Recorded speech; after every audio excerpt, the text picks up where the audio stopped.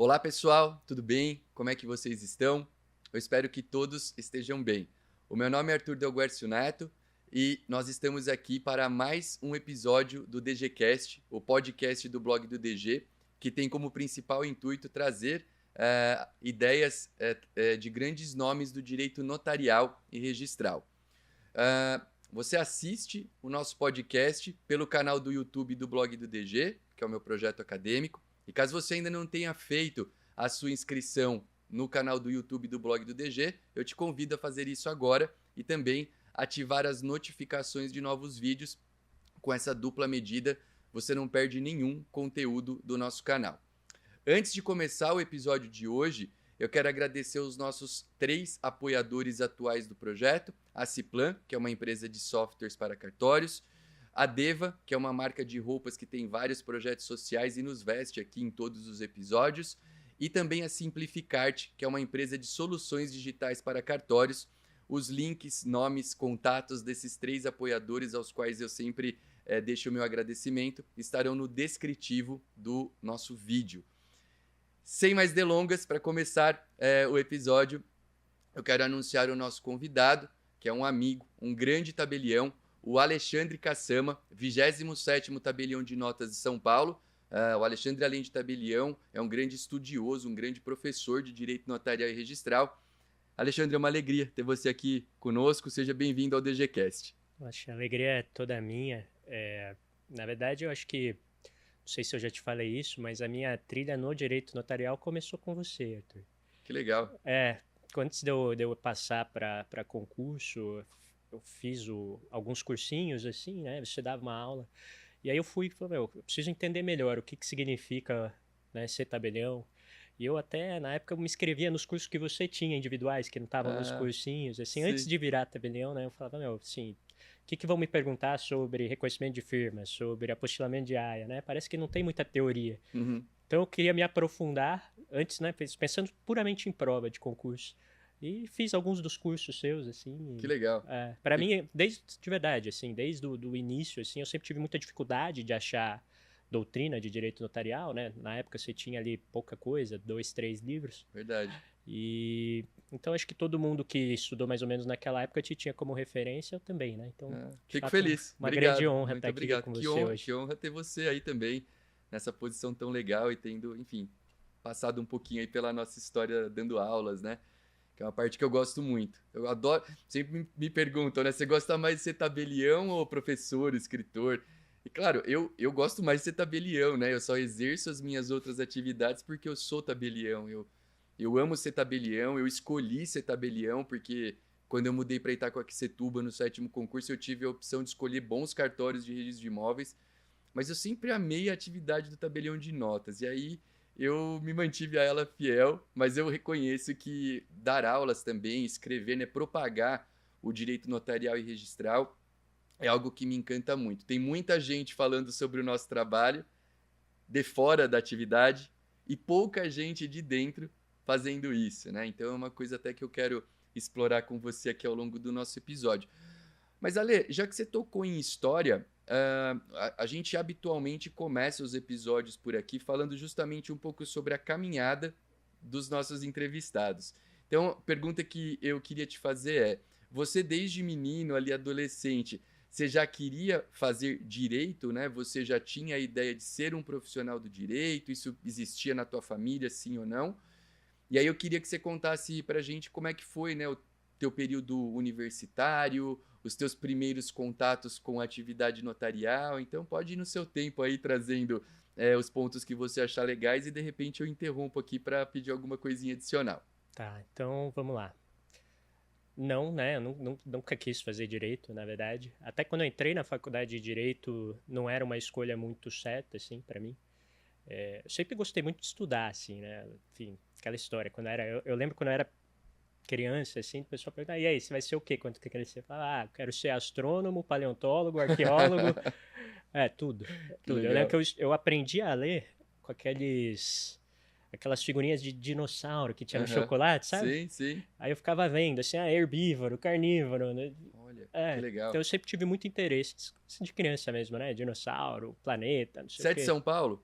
Sou do interior, de Botucatu. Botucatu, legal. É. E, assim, eu sempre fui muito bom aluno, né?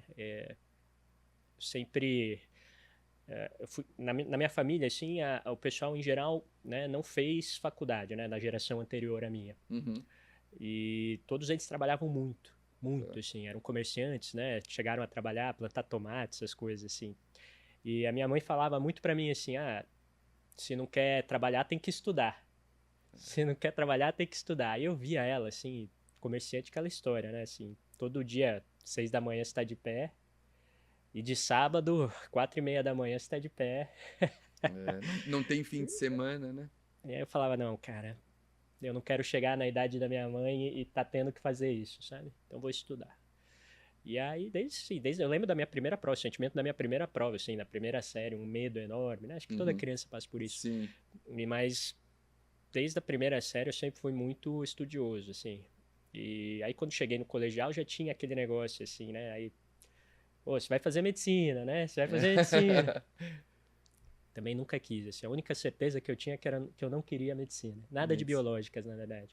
Eu amava física, gostava muito de matemática e história, né? Eu pensei em fazer história. Eu também. É, Era a minha dúvida com o direito. é, Adoro, gosto até hoje. e falei assim, o que eu tenho facilidade para estudar? Eu gosto de tudo, mas o que eu mais tinha facilidade era humanas, né?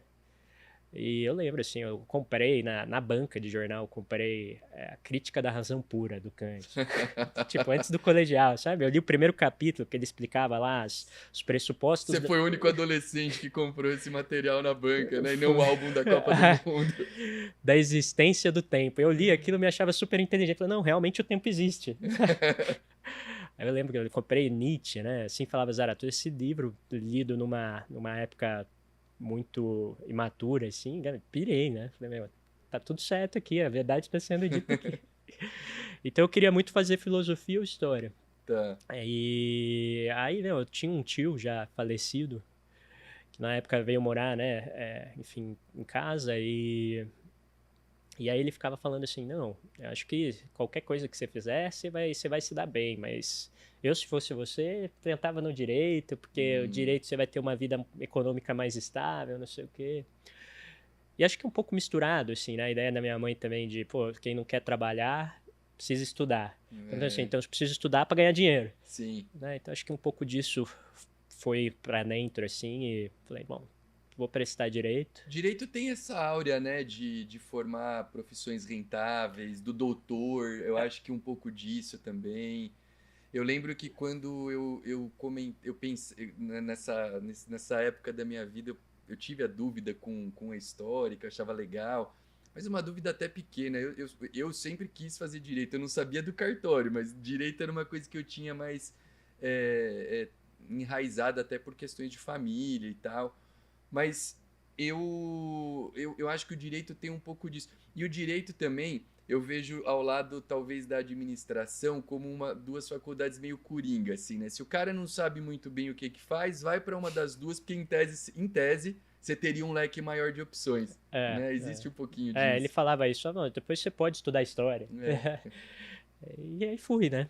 Prestei direito em Londrina, na UEL, em Maringá, na UEM e na USP, porque eu falei, não, eu quero passar em alguma pública, já dentro daquela ideia, não quero mais dar gasto, não sei o quê. E Você tem irmãos? essa é uma história curiosa, né? Eu Ah, tenho irmãos, mas eles não foram criados comigo. tá. Eu tenho irmãos por parte de mãe. Na verdade, quando eu falei aqui da minha mãe, eu estava falando da minha avó. Eu fui criado pelos meus avós paternos. Avós paternos, tá. O meu pai biológico faleceu assim, quando eu ia fazer 1 ano.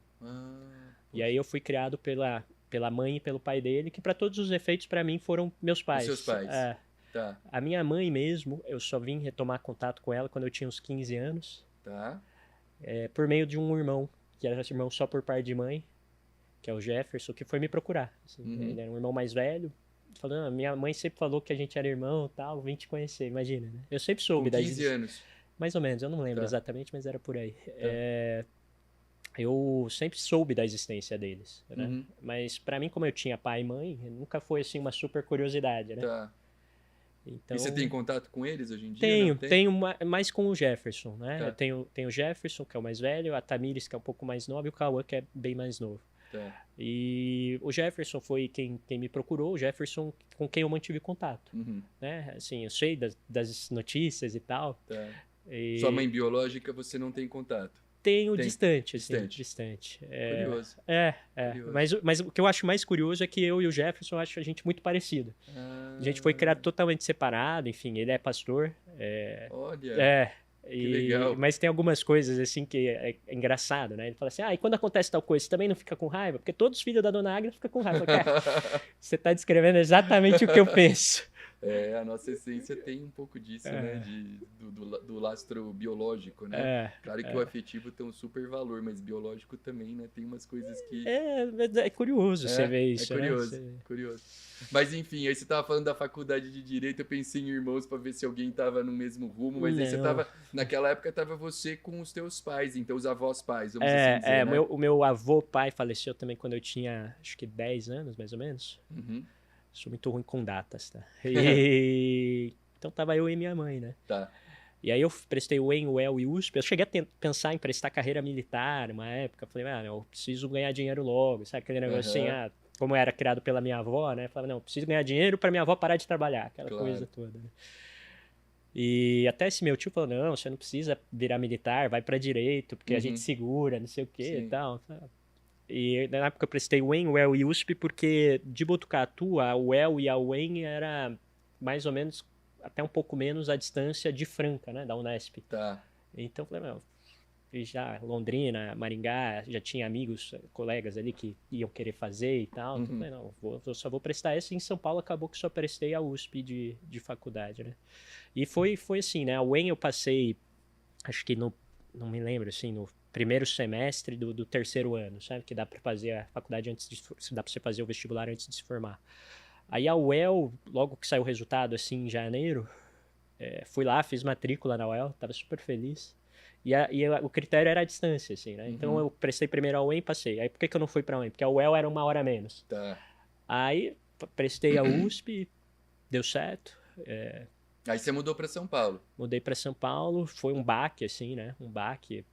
Sua mãe ficou em Botucatu. Ficou. O baque não foi tanto mudar para São Paulo, não foi tanto morar sozinho, foi a faculdade mesmo, assim, né? Porque você está acostumado ali, primeiro, segundo, terceiro colegial, com matéria mastigadinha e tal, Uhum. ainda mais uma faculdade pública, né? Na época tinha muito professor medalhão, assim, né? Uhum. Que não dá tanta aula, embora saiba muito, Sim.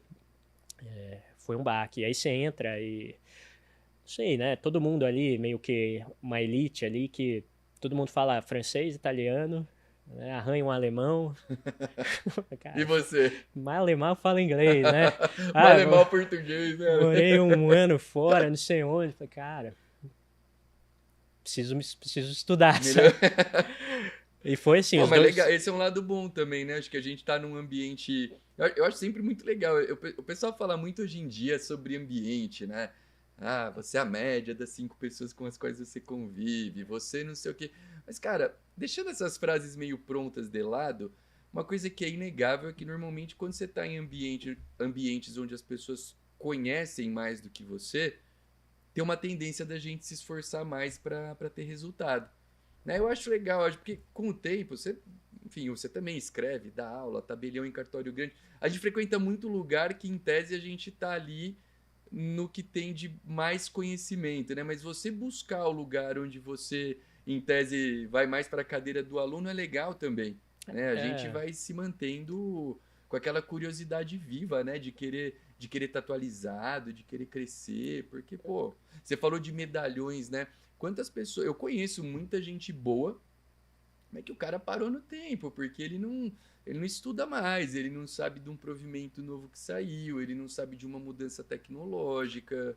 e saber passar também é muito diferente, né? Porque É, você tem que preparar uma aula, né? Não é claro, só você saber, claro. né? Então, eu cheguei a dar aula um período, sim, claro, foi muito enriquecedor, assim, mas o trabalho burocrático de você fazer prova, corrigir prova, lançar nota, fazer chamada e tal, eu falei, cara, assim, imagina o cara que só vive disso, assim, É doideira. E a faculdade, então, foi, como é que foi? Você passar desse início? foi um super baque, assim, né? Eu me inscrevi, na época eu me inscrevi direto no noturno, assim, e aí o noturno até que foi um pouco mais tranquilo, porque o noturno tinha muita gente mais velha, assim. Tá. né? Então, eu estudava lá com o sujeito que era tenente do exército, já era policial federal, já era... E aí era uma convivência um pouco mais tranquila, assim. E eu me inscrevi no noturno na época porque eu queria trabalhar, né? Aí eu percebi que quando você ia trabalhar, você trabalhava menos se você estudasse no diurno. Por quê? Porque você entra no escritório de advocacia, né? Pensando ali no estágio. Na época não tinha lei de estágio, né? Veio no meio da faculdade ali. E também quando veio, muita gente não respeitava, né? Enfim. Você entra no estágio à tarde e aí você não tem hora para sair. Sim. Né? Então você acabava perdendo várias aulas no noturno, mas pelo menos no diurno você conseguia frequentar as aulas. Eu passei para o diurno. Aí no diurno também, enfim, foi outra convivência. Aí era o pessoal mais jovem, né? Mas, enfim, pessoal mais novo, já estava ali mais na pegada de estudar. E quando eu fui para o diurno, eu já tinha uma ideia do que eu queria fazer da faculdade. O que era? Ser defensor público. Defensor público. Que ano que você se formou? 2011. 2011.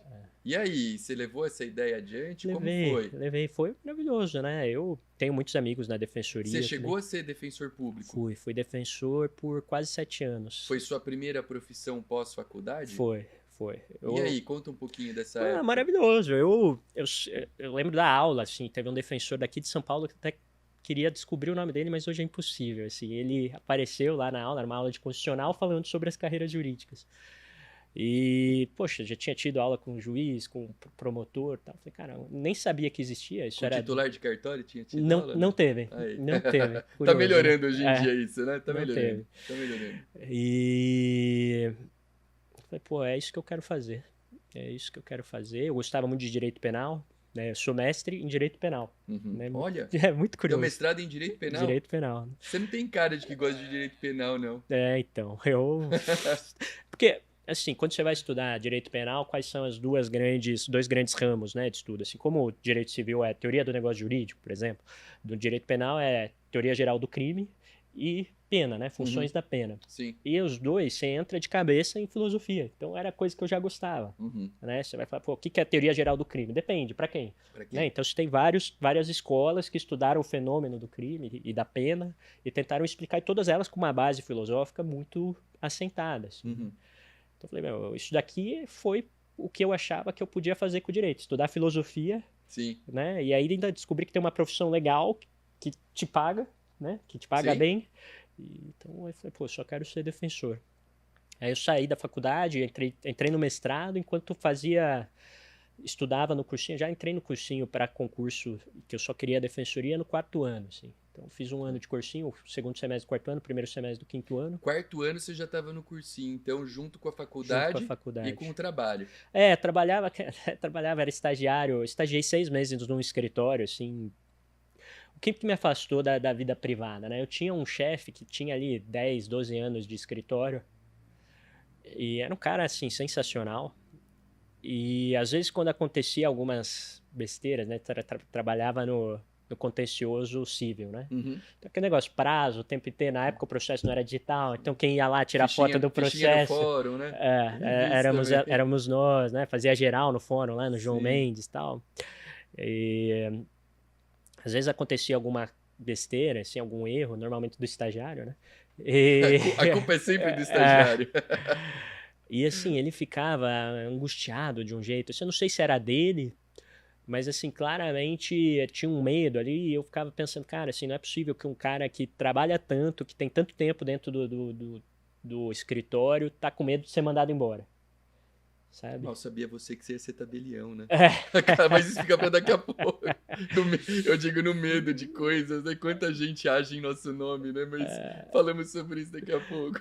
Mas assim, aí eu falei, pô, eu não quero ter um chefe, entendeu? Essa foi a minha percepção, assim, que amanhã dá 5 minutos e o cara me manda embora. Claro.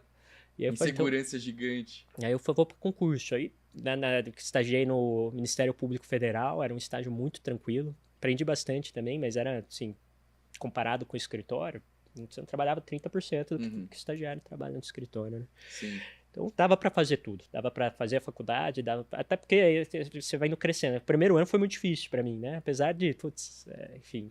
Mas legal, né? Eu fico pensando, eu ouço histórias como a tua e, cara, olha só, você num 4º ano de faculdade, provavelmente ali com uns 20 anos de idade, mais ou menos, estudando, trabalhando, fazendo cursinho. É. Eu vivi essa realidade também do 5º ano da minha faculdade em diante, de estudar de manhã, fazer curso, trabalhar à tarde, fazer cursinho à noite. Eu queria ser juiz ou promotor, aí eu fui pro cursinho da noite. Outro dia eu falei em algum lugar que hoje em dia, quando eu tenho algum momento em que eu... Cara, porque acho que em alguns momentos a gente fala, nossa, eu não vou dar conta de tanta coisa, né? Com os afazeres que a gente tem de rotina, com cartório, com aula, com livro, com filho, enfim, com tantas coisas que a gente tem. E aí eu sempre procuro me conectar com aquele Arthur da faculdade, que eu falo, cara, tudo bem, vai, você é mais novo, em tese você tem mais energia, mas a gente, em alguns momentos do tempo, e eu acho que no passado isso era muito mais feito do que hoje em dia, né? Hoje eu noto que as pessoas do meio universitário mesmo, você começa a reduzir bastante aquele grupo de quem rala mesmo efetivamente para conseguir o que quer, né? Então eu gosto de ouvir essas histórias que eu falo, pô, meu, imagina, hoje se você falar para alguém fazer isso, a pessoa vai falar, não pode. Eu acho que eu tive muito incentivo. Nessa época eu já namorava, né, Amanda, enfim, que é minha ex-esposa hoje. Uhum. E ela sempre teve um negócio assim, eu quero trabalhar desde o primeiro ano para ganhar dinheiro e tal. Ela fez arquitetura, né? Tá. E falou, eu preciso trabalhar também, entendeu? Eu não vou ficar... Eu fui atrás de estágio um pouco por causa dela também, assim, sabe? E aí, enfim, meio que ocupando as coisas, sempre nessa ideia de você tem um plano, né? Sim. Você não vai fazer cursinho o resto da sua vida. Claro. Você vai pegar um ano ali, fazer o caderno, depois você vai estudar, você não vai precisar. E toda hora, eu lembro, era presencial, eu escolhi o presencial na época para poder, enfim, estudar, achava que estudaria melhor. No cursinho, você disse.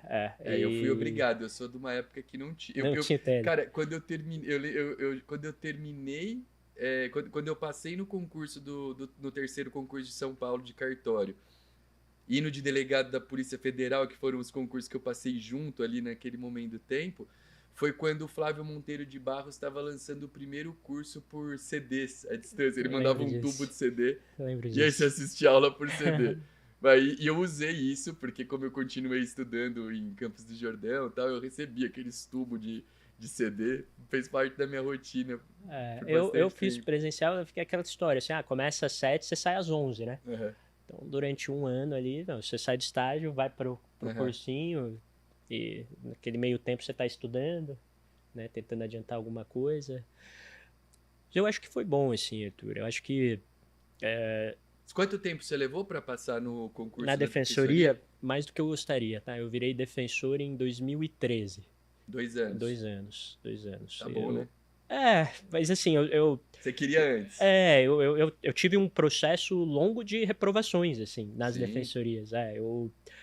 Eu fiz, assim, um concurso que eu queria ser defensor em São Paulo, né? Uhum. Aí, nessa época, a defensoria de São Paulo já estava um pouco mais estruturada, e eu via as ações que eles faziam, assim, né? Falei, meu, sensacional, sabe? Eu não sabia que dava para você fazer isso com direito. Uhum. Então, eu queria ser defensor em São Paulo. E eu foquei em ser defensor em São Paulo, né? Em São Paulo caía ali mais ou menos 10 matérias de segunda fase, que eram também as matérias cobradas no oral. Então, assim, ECA, direitos humanos, são coisas que... até hoje eu sei alguma coisa, assim, que não é normal do tabelião trabalhar, sabe? Mas na época eu sabia muito, assim, modéstia à parte, né? E algum aprendizado da tua época de defensor você acha que tem valor na tua caminhada como tabelião hoje? Na verdade, é muito parecido, Arthur. Eu acho que o atendimento ao público, o que muda, né? Os meus amigos da defensoria falam, mas agora você está ajudando as pessoas que têm dinheiro. Uhum. Né? Nem sempre, né? Nem sempre. Eu acho que, curiosamente, o leque do tabelião é mais amplo, né? Uhum. Defensor, assim, tem muito pouco contato com o negócio jurídico em si. Sim. Sabe? Porque ali ele tá no geralzão, ou o cara tá na família, ou o cara tá no criminal, ou o cara tá no infracional, ele não tá ali na justiça consensual. Né? Então, se pedir para um defensor, por exemplo, faz um contrato, cara, 90% dos defensores não sabem. Tá. Né? Você gosta de falar processo, agravo, os caras mandam ver, né?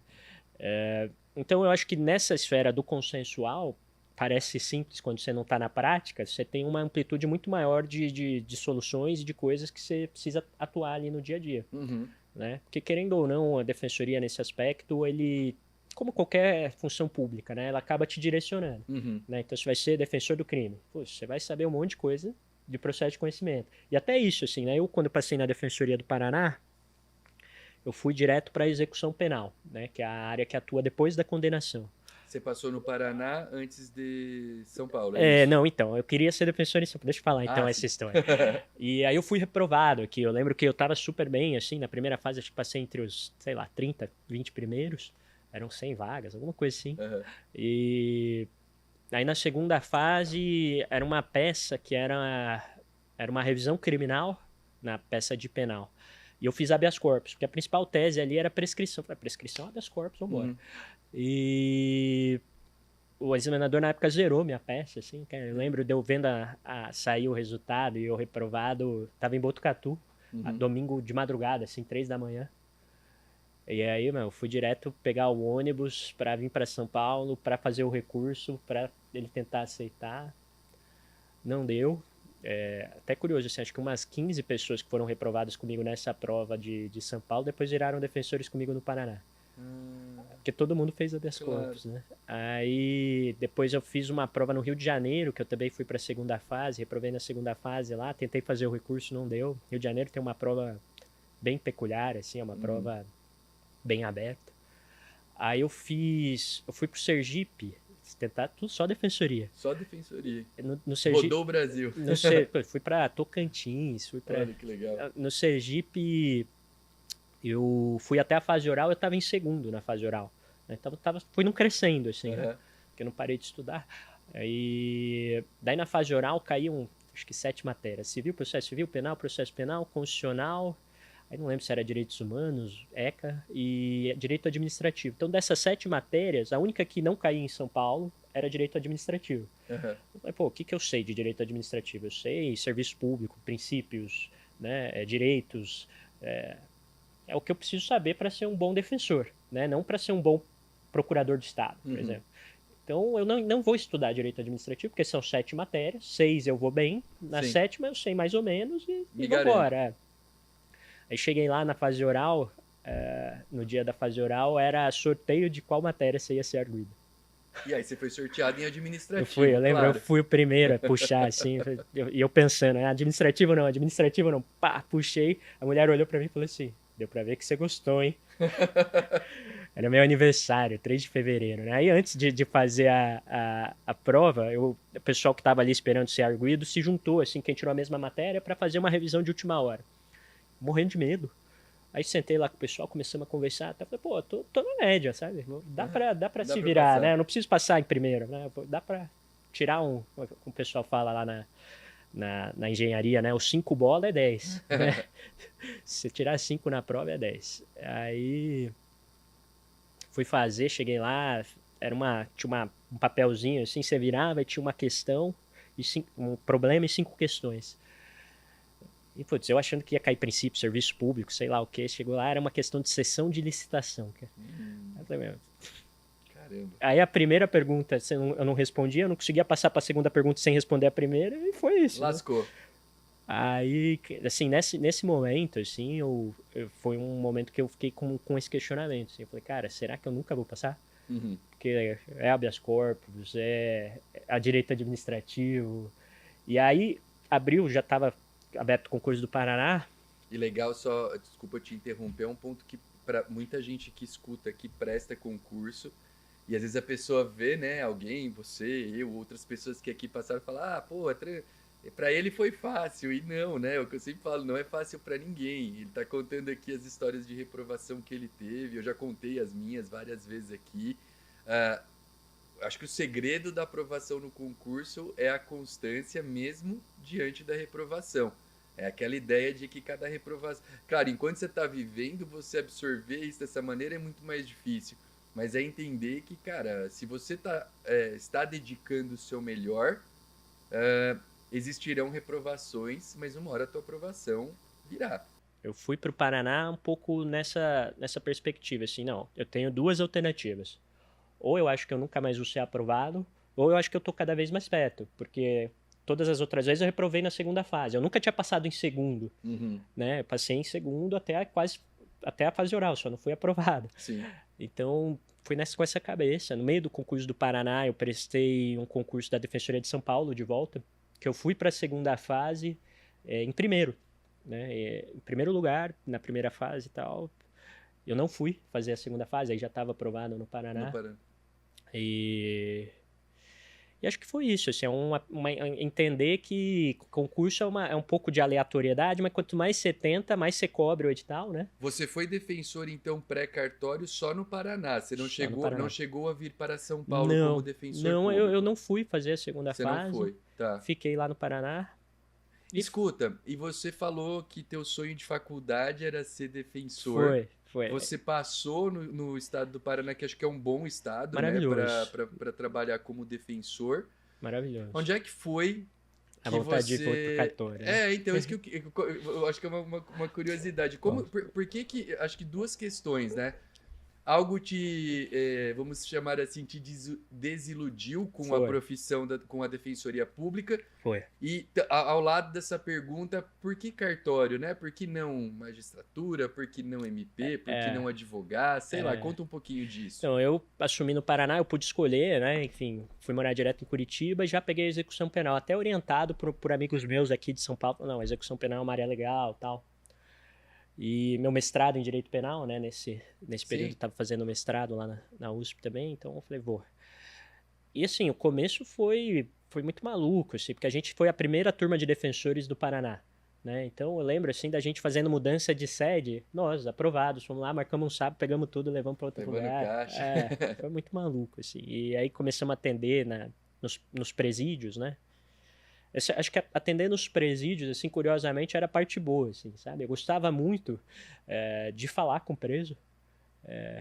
E eu tinha a impressão, assim, que de todos os atores do processo de execução, o único que sabia o que realmente tinha acontecido era a gente, assim, sabe? Porque você estava ali um pouco mais no dia a dia do presídio, coisa que o juiz e o promotor não estavam tão dentro ali, né? Até, enfim, por razões de segurança, não sei, enfim.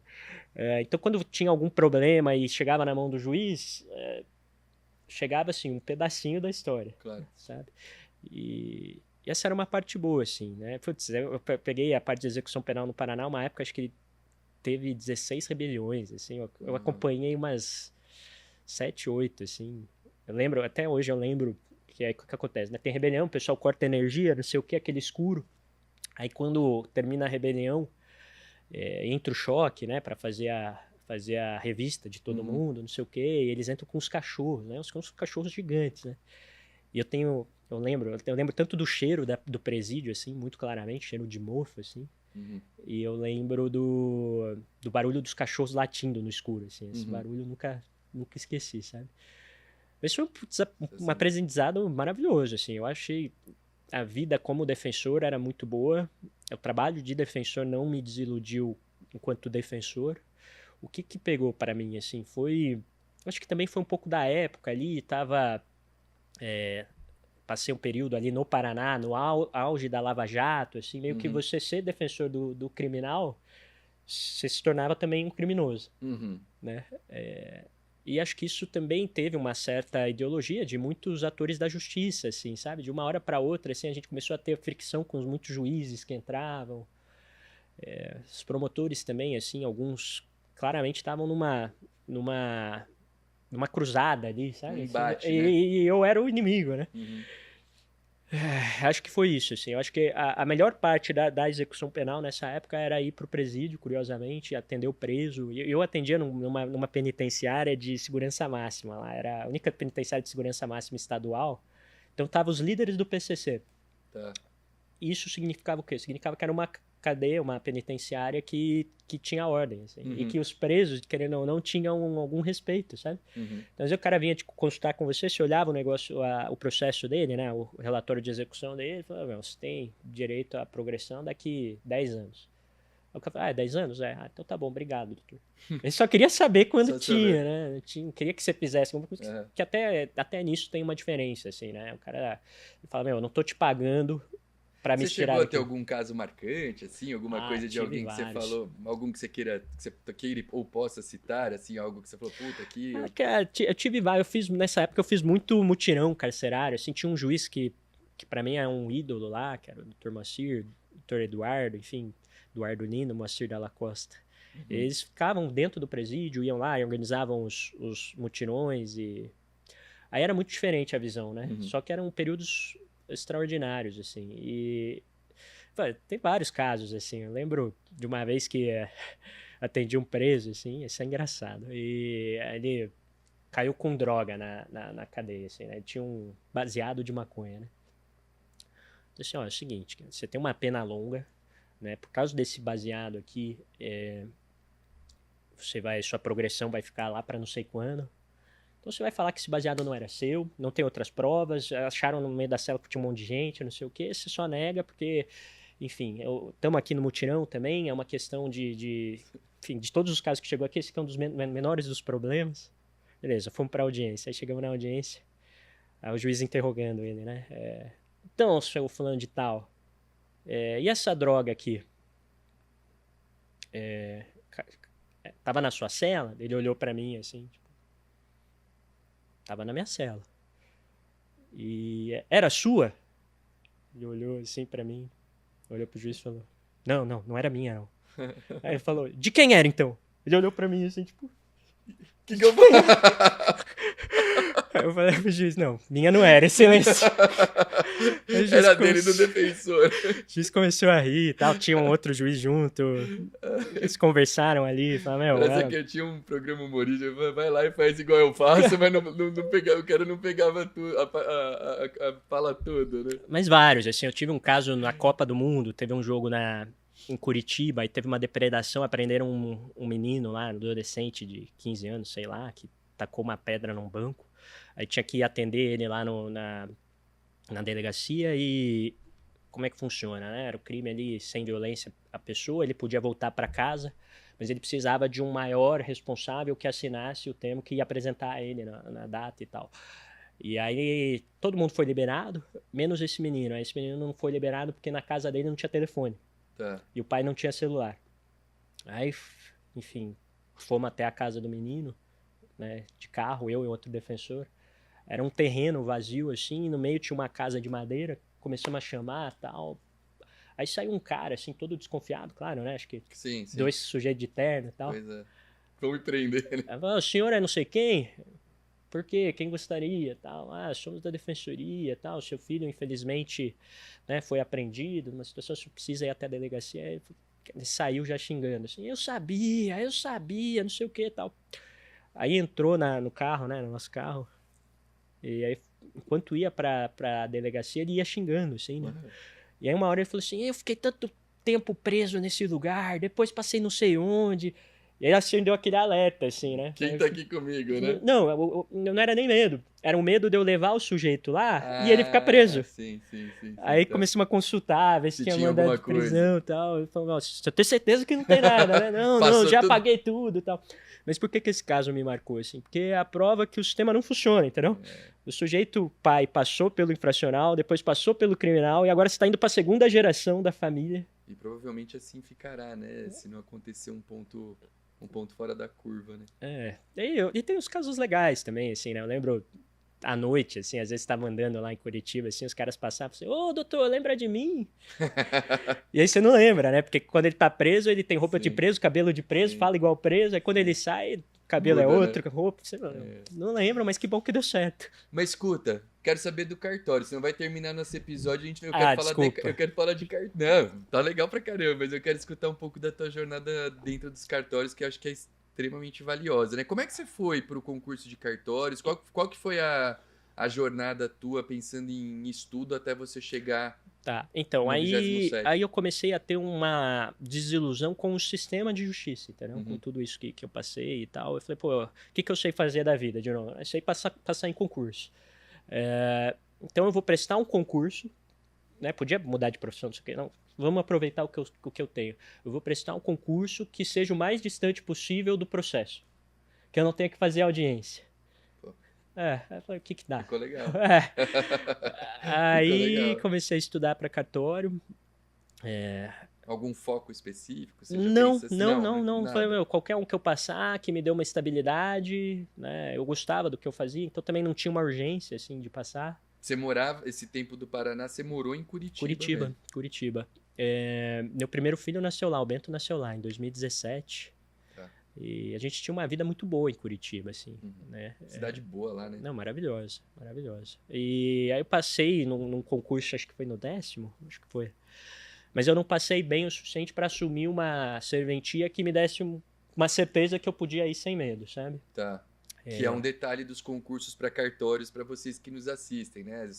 Como a gente já falou em outras ocasiões, você não, no concurso para cartórios, diferentemente de outros concursos, a aprovação por vezes não representa uma mudança, né? Então, o Ale, por exemplo, tinha o cargo dele de defensor público, ele não ia escolher qualquer cartório porque ele precisava de um valor e de uma segurança, né? Não é só valor e segurança que dessem a ele a firmeza necessária para a mudança. Isso acontece também com quem já trabalha, juízes, promotores, advogados, a galera de cartório mesmo que continua prestando. Então, quanto melhor a tua classificação, maiores as chances de escolher aquele lugar que você quer. Foi. Aí eu passei nesse primeiro concurso aí que eu prestei. Eu lembro que até na segunda fase, eu acho que eu passei em primeiro no grupo do RCPN, sabe? Eu falei, pô, meu primeiro concurso, né? Já saindo com uma classificação Bom, né? dessa, acho que dá pra continuar estudando e Sim. dá pra almejar alguma coisa. Daí eu não assumi com muita tranquilidade, assim. Eu falei, não tem porque eu gosto do que eu faço. Isso era uma coisa que eu sempre conversava com a Amanda, assim. Eu falei, mas por que você vai, né? Eu falei, então, eu só vou se realmente for uma coisa que vale a pena. Vale a pena. Aí, no segundo concurso... Só São Paulo você prestava? Aí só prestava São Paulo. Aí eu falei, porque também aí como o Bento nasceu, né? Aí eu falei, tinha isso também. Se eu prestar magistratura, por exemplo, eu vou ser mandado pro final do estado, né? Então, preciso prestar alguma coisa que eu possa escolher onde eu quero estar. Então, só prestava São Paulo. No limite, a gente tinha uma vida muito boa em Curitiba. Eu lembro, assim, quando acabou a fase oral, e aí, assim, montava uma rotina de estudos. Eu nem estudava tanto tempo, assim. Eu lembro que o Bento pequeno, assim, eu acordava, tipo, 5 da manhã. E ele ia acordar, tipo, 8h30 da manhã. Então, eram 3 horas ali que eu estudava. E estudava o que dava. E, assim, voltar a estudar, às vezes você tem uma ideia de que, putz, você tem que começar tudo do zero, né? Mas, na verdade, não é isso, assim. Não. Tem muita coisa que simplesmente tá meio que adormecido, sabe? Você faz... Eu lembro, assim, eu revisando o caderno, revisava 2 vezes, assim, já tava quase que de novo em pé, né? Então... O estudo com o tempo muda muito. O nosso poder de conhecimento e de retenção é grande. Para quem estuda com qualidade. É por isso que no próprio concurso, nos concursos para cartório, você vê tanta gente aí com 50, 60, até mais idade e mudando, né? Galgando mudanças para lugares bons, porque você vai sedimentando aquele estudo ao longo do tempo. Mas nesse segundo concurso que eu fiz, né? Claro, primeiro eu procurei aqui, assim, Claro. o que eu vou saber de cartório? Porque é curioso, né? Nenhum dos meus colegas defensores públicos, até os juízes mesmo, sabiam muito pouco de cartório. Até hoje, né? Até hoje. Até hoje. O pessoal tem ideia, aquela história, né? Vou ganhar muito onde quer que eu vá. Aquela ideia, né? Ganha-se muito, não se trabalha tanto. Mas, cara, eu acho que a maioria dos profissionais que eu conheço que tem uma noção da atividade, eles pensam muito bem antes de mudar. Você citou, a gente estava falando aqui do Marco Tura, né? O Marco teve aqui já, e ele contou o episódio de colegas dele de profissão, que o nego que mudou e que depois se arrependeu pelo que tinha. O Marcão fica chorando muito também, mas ele fala, quero sair disso aqui. Eu falo, você não vai sair nada. O Marcão o Marcão é meu amigo, eu posso falar, o bicho fica reclamando muito, né? Mas... Ele foi um dos incentivos, assim. Eu lembro que a gente fez um cursinho junto, aí ele era do MPT, então tinha um pouco dessa visão da carreira pública, né? Mas, assim, a gente não tinha onde estudar, entendeu? Qual que era o seu referencial ali? Era direito civil, processo penal, constitucional, né? E o extrajudicial é um mundo totalmente à parte disso, diferente. né? É muito maluco, assim. Até hoje eu venho percebendo isso, assim. O quanto grandes nomes do direito civil, por exemplo, não entendem nada de extrajudicial, né? Zero. E, então, assim, por onde começar a estudar? Fui fazer os cursinhos e tal. E aí eu notei que havia uma seta no concurso de cartório, acho que até por causa dessa competição de você ter que passar bem colocado, né? Havia uma certa... Não havia tanta receptividade. Reserva de informação e de companheirismo. Muita. Que era um pouco diferente dos concursos, né, de defensoria, mas eu fiz muitos amigos durante o concurso, sabe? Porque tava todo mundo no mesmo barco, a gente completava um caderno do outro. Do extra foi meu, cara, E aí existe um negócio assim de todo mundo tá querendo saber a última novidade, sabe? O que saiu, saiu um novo livro, não sei o quê. Eu lembro que nesse segundo Que concurso... cartório vagou. nesse... Cara, tem umas coisas que eu acho péssimas. E eu falo isso porque eu já conversei abertamente. Falo, pô, tem gente que eu acho até um pouco insensível, né? De pessoas que às vezes têm casos de falecimentos, de outras questões de perda de colega. O cara, pô, vai pra lista do provimento ou da remoção? Será esse cartório? primeira Pô, coisa que ele caramba, pergunta, né, meu? A gente tem que pensar um pouco mais. Não, tudo bem, pode ser uma informação interessante para alguns, mas eu acho que tem isso que você falou sim, e que, cara, é uma coisa meio esquisita. Acho que muito ruim. justamente porque tem concurso que às vezes muita gente quer um só cartório, um ou dois. É isso. E aí era uma dificuldade. Eu, nesse segundo concurso que foi o que eu passei, eu falei, cara, quer saber? Eu vou estudar o que eu acho que tem que estudar. Não vou olhar pro lado. Porque O 11º concurso Isso. esse, né? Porque o que for importante vai chegar pra mim. O que não for importante eu vou ignorar. E aí tava todo mundo ali querendo fazer um cursinho, não sei o quê, não sei o quê. Eu fiz alguns cursinhos também, né? Inclusive os seus cursos. Mas eu acho que o que me diferenciava ali é que eu falei, não, quer saber, eu vou estudar o que ninguém tá estudando. O que ninguém tá estudando? Orlando Gomes, Marcos Bernardo de Mello. Então eu falava assim, eu lendo isso aqui, né? Teoria do fato jurídico. Contratos do Orlando Gomes. Eu tenho certeza que eu vou chegar num nível ali que, assim, não importa por onde esse meu concorrente, entre aspas, estudou, eu vou saber debater, né? Eu vou estar num nível bom, porque quem estuda nesse nível... Então, para mim, em um dado momento, deixou de ser só estudar para concurso. Claro que tinha uma rotininha ali, eu lembro que eu lia as normas completas toda semana.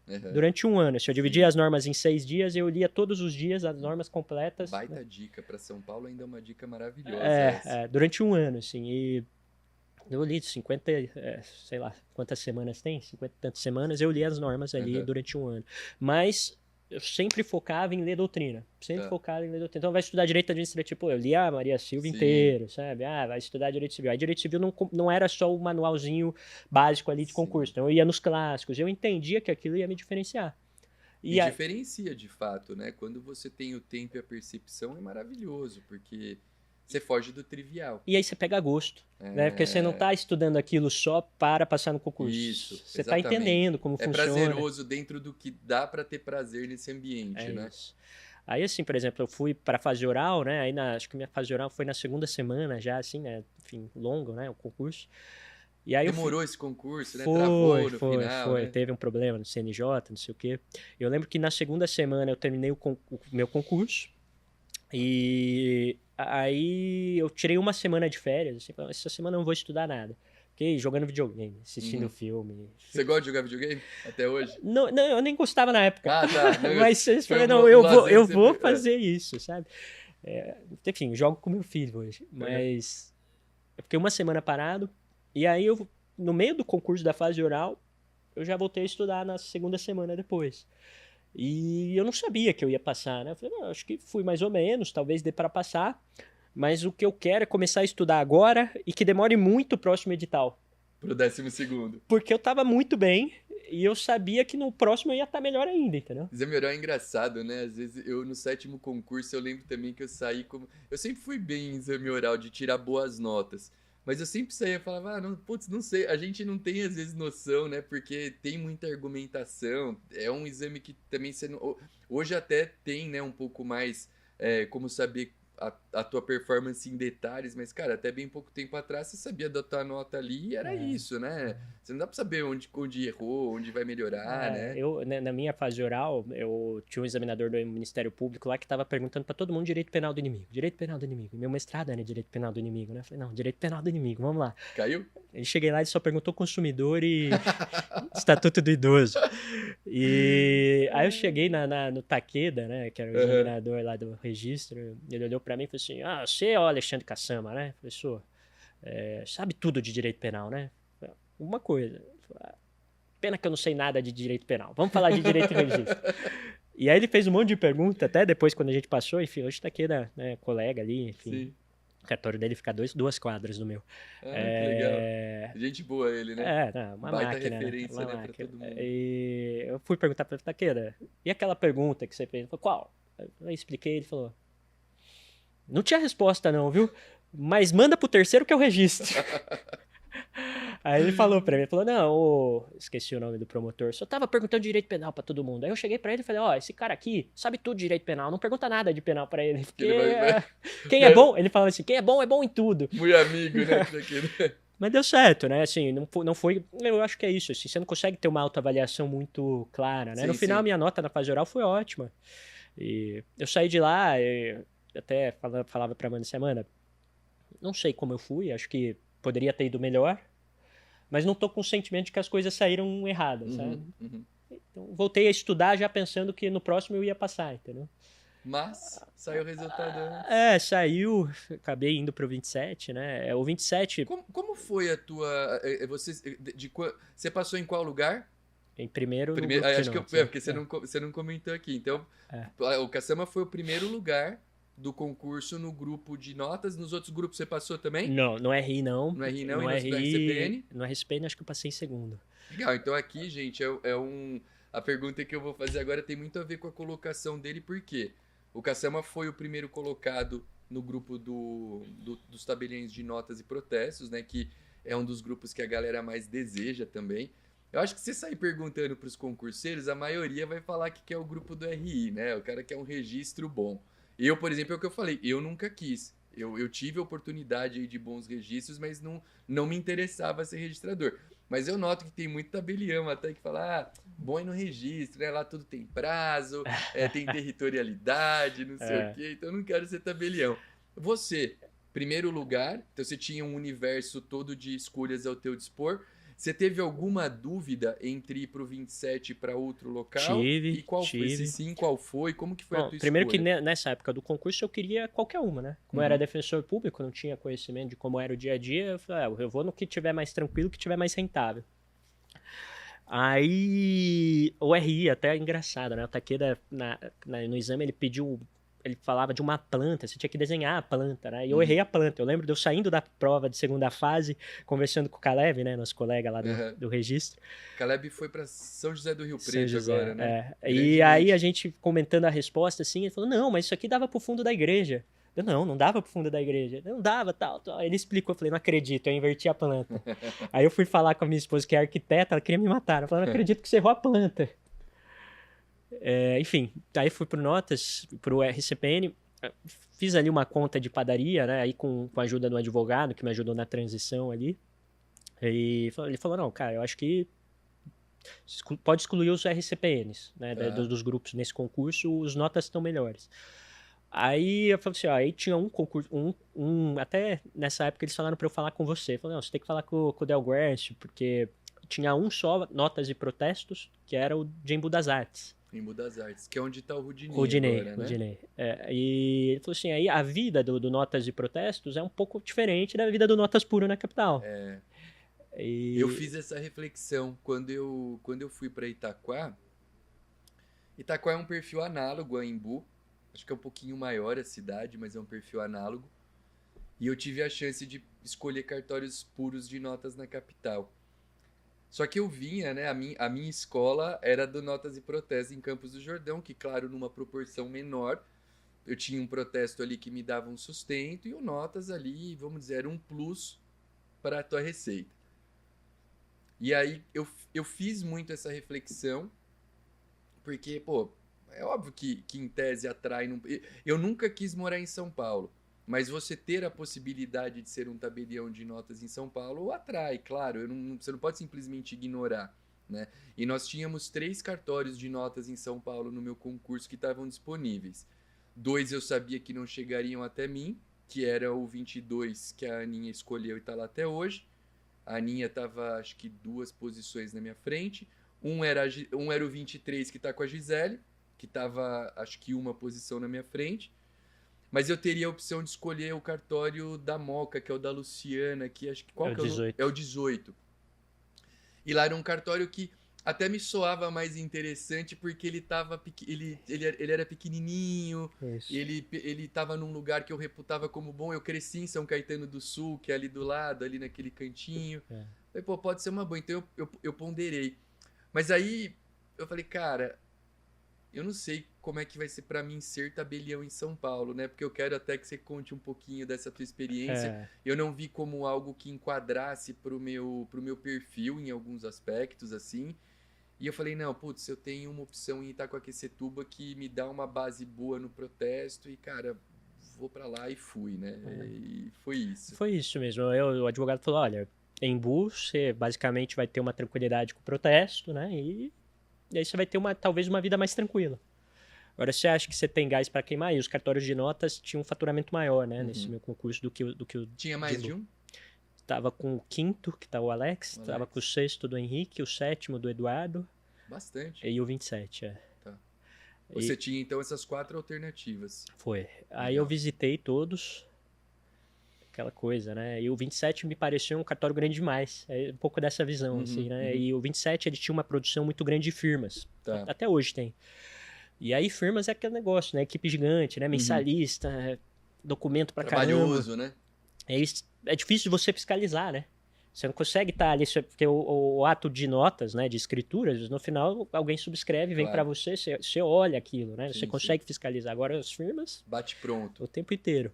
E aliás, muita gente trata até fala, balcão é o mais simples. Cara, claro, a gente dá atenção pra tudo no cartório.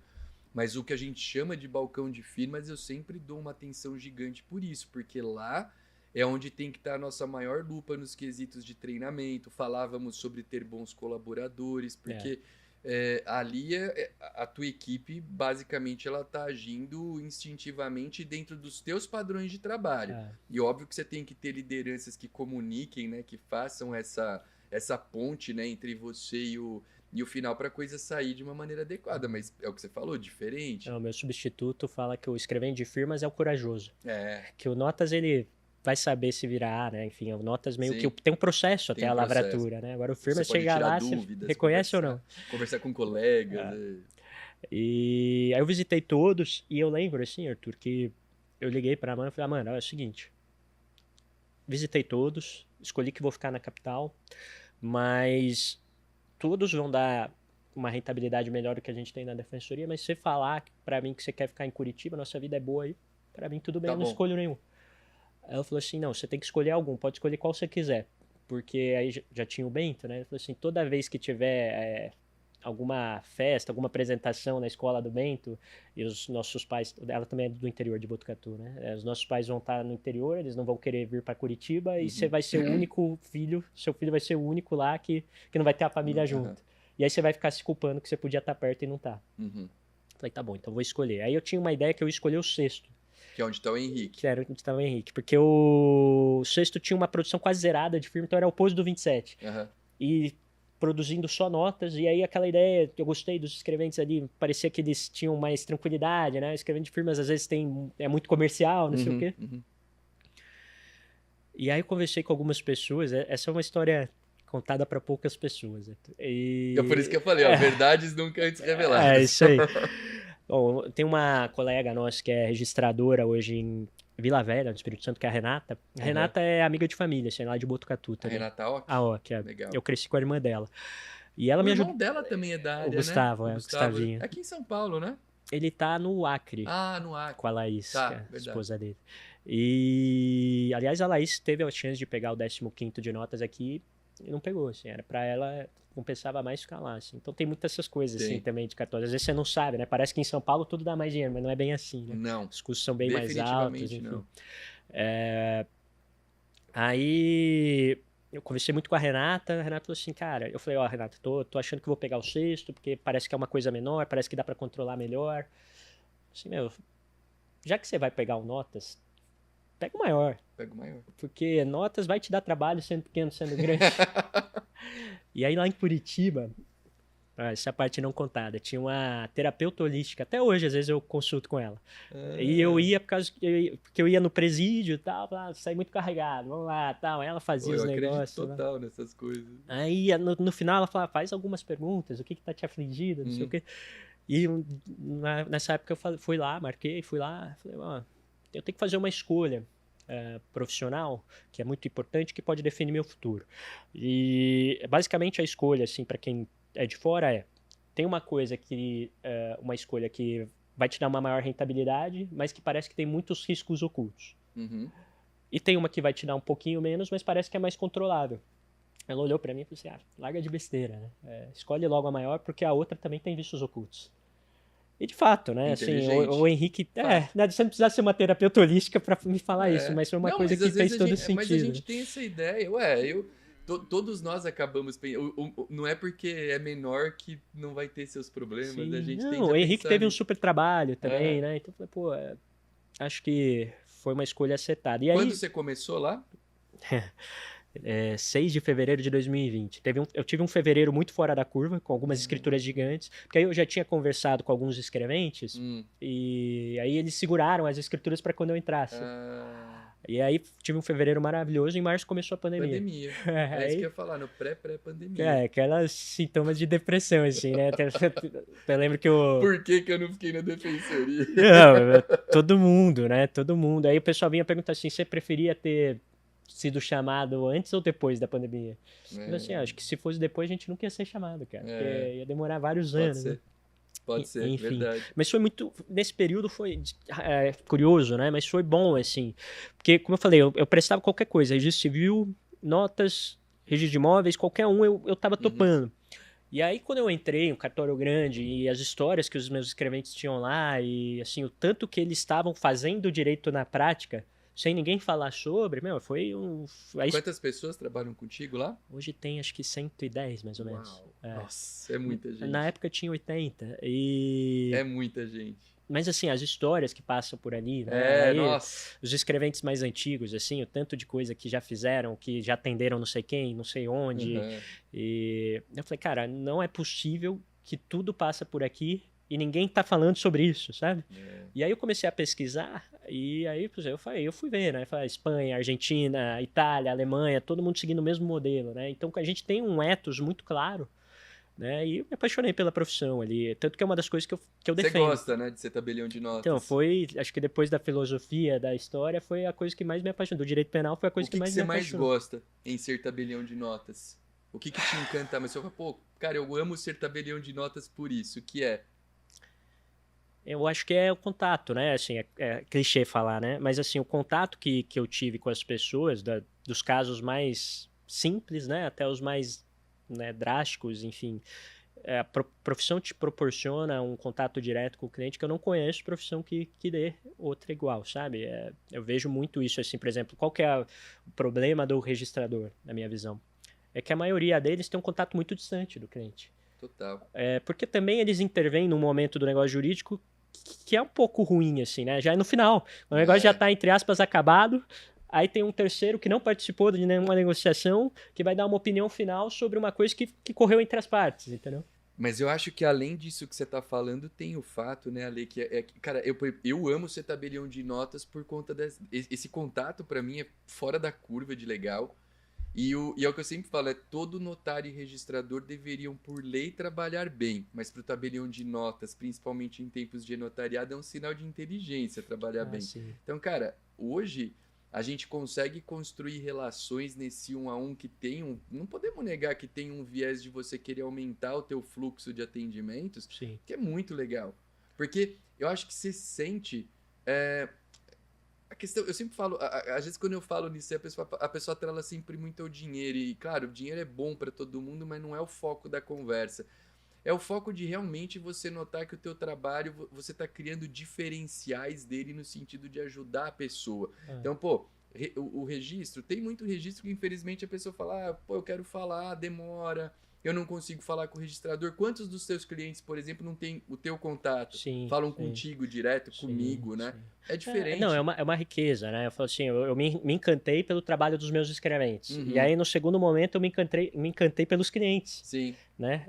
Os próprios escreventes vinham e falavam, não, você tem que conhecer o doutor não sei quem. Aí ia lá, levava nessa área, é uma aula, né? Cada vez que eu recebo um cara desse, você fala, cara... E não tem fim, viu? Até hoje isso acontece em Itacoaquecetuba. Chega lá, você pode conhecer o doutor fulano que tá aqui? Posso. Aí eu falo, cara, eu vim aqui É. há 20 anos atrás, era assim. Então, e é isso, né? Ainda bem que não tem fim, né? Porque você fala assim, sim. qual é a chance de você estar com tantas pessoas ouvindo tantas coisas interessantes em outra profissão, né? E aí depois você vai estudando, você vê que isso existe nos outros países também. Sim. Então você vê os espanhóis, tem livros dos notários espanhóis só sobre casos não jurídicos que passaram na mesa deles, assim. Você tem estudado muito o nosso direito notarial registral fora do Brasil, né? Em viagens. Você está até atuando na União Internacional do Notariado Latino. O que você viu alguma coisa de legal nos últimos tempos? Assim? Porque, enfim, eu vejo, né? O teu trabalho é muito hoje centrado nisso. O que você acha de assim, alguma coisa legal para contar? São ídolos, né? Os contatos que eu tive ali com os espanhóis, com os peruanos, com os argentinos, os mexicanos, enfim, o mundo inteiro, né? Os alemães, a percepção, às vezes, existe a lei do notariado espanhol de 1890, salvo engano. E nessa época teve um grande político reformador espanhol, que era o Joaquim Costa, que escreveu 2 livros, né, sobre notariado e sobre notariado e registro. Né? La Reforma de la Fé Pública e o segundo eu não me lembro. E quando você lê assim, o La Reforma de la Fé Pública, assim, os primeiros capítulos são ele falando tudo de errado que tem na profissão. E depois da lei do notariado de 1890, eles demoraram aí 30, 40 anos para realmente acertar tudo, sabe? Fizeram os regulamentos dele, enfim. E hoje eles são um dos notariados mais bem estabelecidos que tem, né? São super respeitados, assim, é uma coisa incrível, assim, o respeito, até a prestígio social que eles têm, sabe? Eu acho que até nos países de fala hispânica, né, isso é um pouco mais vincado, assim, né? E assim, a percepção que eu tenho, eu tive a oportunidade uma vez de falar com o presidente lá da Bundeskammer des Notar da Alemanha e assim, eu fui falando, mas aqui a gente tem esse problema que é assim, assim, assado. E ele ia falando, mas você tem que fazer isso, isso, isso. A percepção que eu tenho é que a gente tá, assim, uns 30 anos distante deles, sabe? Mas, ao mesmo tempo, eles passaram por isso também, entendeu? Então, assim, dá para construir um notariado muito interessante, um notariado muito estabelecido, com prestígio muito grande. A gente precisa fazer muitas reformas, né? Uma das coisas que eu acho que é essencial... Uma delas, é isso que eu ia te falar. É separar os concursos. Hoje eu vejo isso muito claramente. Assim, o pessoal às vezes me pergunta, mas você não quer virar registrador? Registrador não tem essa dor de cabeça de lidar com clientes, registrador ganha mais. Você acha que tem que ter um concurso para tabeliães e um para registradores? O sujeito que tem 2 coisas que me pegam aí, né, Arthur? Eu acho que primeiro é a figura do concurseiro. Tá? É uma coisa assim, é inevitável, óbvio, precisa ter o concurso. Mas o sujeito que só está prestando aquilo só pelo dinheiro, não sei o quê, não sei se ele vai ser um bom tabelião, se ele vai ser um bom registrador. E no tabelionato isso pega muito mais, né? Porque no registro, de certa forma, se você tiver um bom conhecimento profundo, e uma gestão mínima, ou alguém que você contrate que saiba fazer essa gestão, você vai conseguir lidar. Agora, no tabelionato, você precisa de people skills, né? Que seria você sem os seus escreventes? Pois é. Né? Que seria você sem os seus clientes? Isso você não aprende. Se o cara não gosta, não aprende. Não vai servir para ser tabelião, né? Então, talvez se valha de expedientes não tão legais para poder suprir o que as necessidades financeiras de uma estrutura demandam. Pode ser. Mas assim, para mim é claramente diferente, sabe? Eu também acho. Eu atendo. Eu nunca tinha ouvido ninguém falar isso, mas assim, numa primeira escuta não me soa mal. A ideia acho que é legal. Todos os países é assim, né? E outra coisa que hoje eu acho essencial, e é até meio que eu chutar a minha escada, né?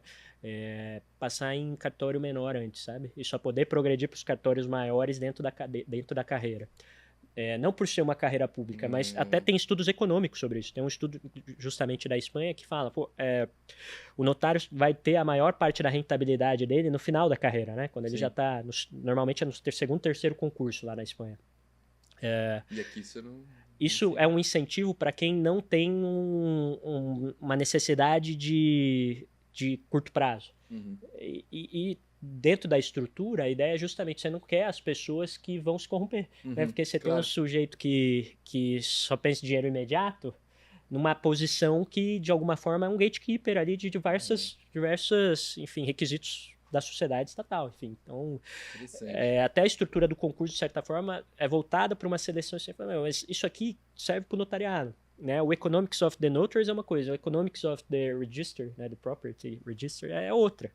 Então, assim, eu não estou dizendo que que um é melhor que o outro, mas eu tô dizendo que cada um tem que buscar o seu caminho, porque claramente, assim, eu vejo muito isso. Assim, o cara queria prestar cartório, aí entra no tabelionato, aí começa a ter dor de cabeça, aí fica frustrado. Pessoas até que acabam tendo problemas graves, né? A gente teve colegas tirando a própria vida, Foi. coisas que chegam em situações limite, né? Foi. E isso é muito triste. Talvez tivesse uma definição melhor, né? Notário é notário, registrador é registrador, o concurso é diferente, quem quer um quer um, quem quer outro quer outro, sabe? Sim. Estaria tudo bem, assim, é o que eu falo, pô, eu me encontrei tanto no notariado que seria um risco muito grande eu trocar de profissão só para ganhar mais dinheiro, sabe? Eu sei exatamente o que você tá falando. Olha, a gente tem mais uns 5 minutinhos. Eu não queria encerrar sem te perguntar uma coisa. Eu vou juntar 2 perguntas em uma. Talvez elas tenham a ver. Eu te perguntei o que você mais gosta em ser tabelião. Sentido oposto. Tem algo que não te agrade na profissão? Algo que você fala, putz, isso aqui eu talvez melhorasse de alguma maneira? E aí eu quero juntar essa pergunta com a seguinte. Como que você acha que a relação entre os tabeliões de notas numa capital como São Paulo, onde você tem 30 cartórios de notas puros, mais talvez uns 20, né, de registro civil mais ou menos que também empresta. Como é que é isso lá hoje?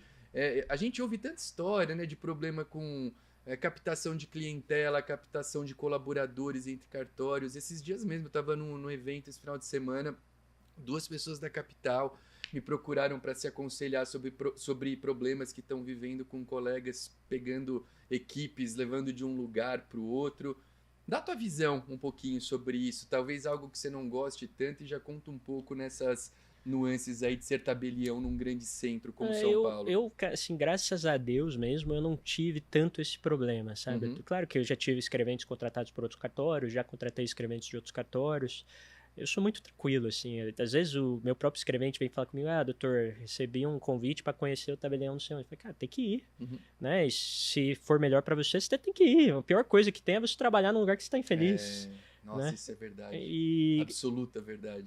Então, graças a Deus, assim, eu tive uma equipe muito unida, assim, né? E acho que o clima da equipe, né, é muito bom, assim. Então, eu nunca tive problema, assim. Seu cartório é no centro de São Paulo, né? No centro, lá na São Luís. E acho que isso também conta, sabe? Eu tive um colega, né, que saiu ali do centro e foi ali para Paulista e aí o pessoal veio falar comigo assim, você viu? Ele foi para Paulista, né? Por que você não vai também?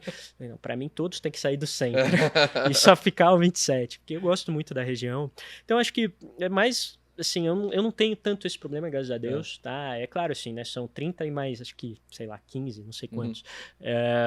Nesse universo de quase 50 pessoas, você vai ter gente com quem você se dá bem, gente com quem você não se dá muito bem. Com a maioria eu me dou muito bem. Então eu não posso dizer assim que eu vejo isso como um mal, sabe? É claro que a gente também, né, não é alienado, né, sabe os problemas que acontecem, mas no limite, eu acho que isso é um pouco da vida, assim, sabe? Existe uma régua de mercado, assim, que a gente tem visto que, olha, quanto que você paga na sua folha? Pago, sei lá, 30%, 33%. Pouco acima disso, aí começa a dar problema em algum momento, sabe? Isso. Quando o sujeito começa a contratar um monte de equipe e tal, ele vai no crescente de faturamento e tal, tá tudo bem. A hora que tem uma quebra do faturamento, ele não se sustenta. Então eu falo, eu pago isso, eu luto para fazer aqui um clima muito bom que você venha trabalhar feliz, né? Eu falo, pô, eu amo vir trabalhar. Né? E se eu vier trabalhar e tiver um monte de gente que me odeia, vai ser horrível. Sim, claro. Né? Então, acho que é um pouco isso. Assim, eu não tenho esse problema, graças a Deus, mas eu dei muita sorte. Né? E, de certa forma, você mantendo um clima e o econômico se ajusta, né? O mercado. Não é você que vai fazer diferente do mercado, porque o mercado já testou. Né? Então, acho que é mais de pessoas Você mesmo. falou uma coisa que eu acredito demais também. Essa história de contratações, eu acho que... Eu não sei, parece que na nossa atividade tem um certo olhar diferente do mercado. Porque no mercado é muito natural receber propostas de trabalho, aceitar, não aceitar. É óbvio que aqui eu não tô falando, a gente tem umas histórias que escuta, o cara levou 20 pessoas de um cartório pro outro. Não é disso que eu tô falando. Isso eu acho que não deveria acontecer mesmo por algumas razões. Veja, mas aí acho que são pontos de vista que cada um tem o seu aí, defende e tal. Mas em contratações pontuais, eu acho É. normal. Tem alguém bom, recebe proposta. Pô, se eu tô bem e quero ficar, ótimo. Se eu não tô bem e quero sair, seja feliz, né? É, como você falou, eu sempre falo pra minha turma lá no cartório o seguinte: eu quero que vocês estejam aqui comigo, desde que vocês queiram estar comigo. Eu Exatamente. procuro fazer o melhor pela minha equipe, proporcionar boas condições de trabalho, trazer bons benefícios, trazer um acolhimento que eu acho que é importante no momento do tempo que a gente vive. Mas, cara, se de repente o João apareceu para te contratar e é uma proposta melhor, de coração mesmo, seja feliz, não tenha o rancor de João, de você que tá indo, de ninguém. Cara, o importante é a gente só ser claro, né? Eu acho que havendo verdade, havendo clareza, cara, normal.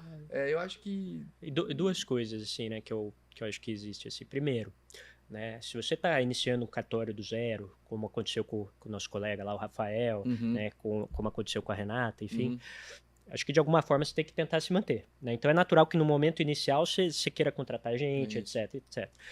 Depois você tem uma estabilidade de renda, né? E a mesma questão, por que você não vai para o registro, que o registro ganha mais? Fala, porque eu não estou ganhando mal, Sim, né? exato. Então, eu já tive, assim, equipes que vieram se oferecer, a equipe com uma produção boa e vieram falar comigo e eles tinham algum problema pessoal com o pessoal que já estava no cartório. Eu falei, meu, não preciso disso, Sim, entendeu? exato. Eu prefiro manter um clima bom do que ganhar um pouco mais, né? Talvez ganhar um pouco mais e assumir um clima ruim seja mais pesado para mim do que o contrário.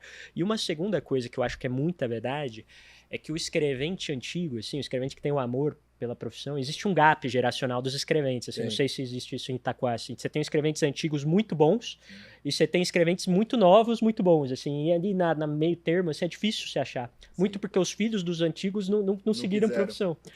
E esses escreventes antigos que normalmente têm as maiores produções, eles têm uma fidelidade assim com o cartório, uma lealdade com o cartório, com o tabelião, sabe? Não, para ele não é trivial mudar. Sim, sim, Então, sim. se a minha equipe lá, que quem vai sair do 27, assim, eles ponderam muito, assim, só vai sair do 27 se realmente ele tiver muita certeza que não dá mais para ele ficar. E Sim, eu já vivi isso com outros, né? Então já conversei com escreventes de outros cartórios que eu sabia que o cara não ia vir. Ele estava sim. ali numa situação meio de instabilidade, meio que querendo achar outra casa. E você tem que deixar o cara muito tranquilo, né? Você fala, Claro. não, assim, eu não tô te querendo que você venha amanhã, não tô te fazendo uma proposta, né? E você sabe que o cara vai lutar para ficar onde tá, Sim. né? Quando o cara é bom, né? Tem essa relação. Quando o cara só quer mesmo ir para qualquer lugar, ele vai pro seu, depois ele vai pro outro, E né? depois ele Então, vai. É isso que eu ia falar, ele vai pro seu. Mas né? depois ele sai também, né? É isso.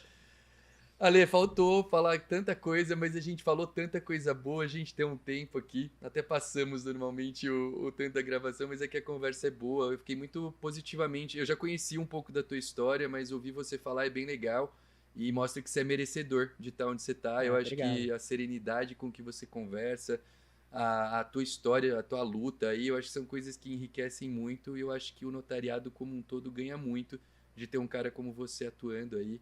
Eu fico feliz de saber que você é tabelião de notas, você está trabalhando, né, sempre no CNB aí pela classe também, então é muito bom ter colegas jovens aí com energia para poder desenvolver a nossa atividade. Eu acho que se todo mundo entender um pouquinho o seu papel no desenvolvimento de uma atividade, todos nós acabamos ganhando com isso, né? Porque o nosso bem atuar, o teu, o meu e o de outras pessoas, em verdade, são aqueles pontos que vão manter a nossa profissão relevante. Então, eu fico feliz em ouvir tudo que você falou e foi muito boa essa conversa. Achei que foi bem, bem legal. Eu que agradeço. Se quisesse ficar conversando mais 2 horas aqui, seria um prazer. E na verdade é aquilo que eu falei, né, Arthur? Você faz parte dessa história, né? Eu falo muito pra Marta, né? Eu falo, Marta, você é a maior comunicadora nossa para fora da atividade, né? Não Sim. nossa do Notes, mas nossa do Extra. Uhum. E você tem esse papel super importante, né? Como eu falei, assim, na época não tinha material e eu estudei pelos seus cursos que era voltado para escrevente, né? Sim. E talvez se eu não tivesse estudado, eu não estaria aqui hoje, né? Legal. Então, de certa forma, acho que tá aqui também a retribuir um pouco do Legal. que você Te, representa te para nossa agradeço. atividade. E, enfim, para mim também é um orgulho ter uma pessoa como você, como colega, né? E, enfim, conte comigo aí para mais episódios e para Legal. mais Eu vou entregar para iniciativas. você aqui. A gente entrega uma caixa, um presente para os nossos convidados, que é do Surpresa Tem Hora, um dos nossos parceiros aqui. Eu Obrigado, te entrego como um agradecimento. obrigado. Obrigado, Ale. Obrigado. Queria que você deixasse uma mensagem final para o pessoal antes da gente encerrar. Mensagem final para o pessoal antes da gente encerrar. Sim, o que você quiser. Pessoal, acho que pergunta ruim, é bom para o entrevistador e ruim para o entrevistado, né? Eu, quando fazia lá o podcast do CNB, sempre perguntava uma mensagem final e a maioria dos professores, juízes, né, falava, não, estudem, né, estudem. O próprio professor Loureiro, professor, né, o desembargador Loureiro, professor Simão, eles falavam assim, não, estudar, gente, quem quer fazer direito precisa estudar. Eu acho que sim, mas eu acho que você só vai conseguir estudar se você gostar, né? Então, acho que é uma reflexão de o que faz sentido para você e se você é feliz na atividade, acredite, né? Vamos estudar efetivamente se você gosta do que faz, especialmente aí os notários que sempre estão vivendo aí entre altos e baixos. Procurar fazer aquilo que te preenche, né? Acho que como você falou, você é preenchido pelas aulas, acho que você te preenche fazer isso aqui, né? Essa comunicação. Acho que um grande exemplo aí para todo mundo. Obrigado, Ale. Pessoal, obrigado aí pela atenção de vocês em mais um episódio do nosso DGCast. Quero lembrar que se você não está inscrito ainda no nosso canal do YouTube, para que você faça essa inscrição agora e ative as notificações de novos vídeos. Qualquer interação com o nosso vídeo é positiva para o projeto do DGCast, então deixe o seu like, mande o link aí para o seu colega de trabalho, para o seu amigo que gosta do direito notarial e registral nos seus grupos de WhatsApp, porque isso tudo fortalece a nossa atuação. Deixo o meu agradecimento também novamente para os nossos apoiadores, a Ciplan, a Dev, a Simplificarte, e desejo a todos aí muitas alegrias até o nosso próximo episódio, que em breve estará por aqui no DGCast. Até lá, muita gratidão a todos e até breve.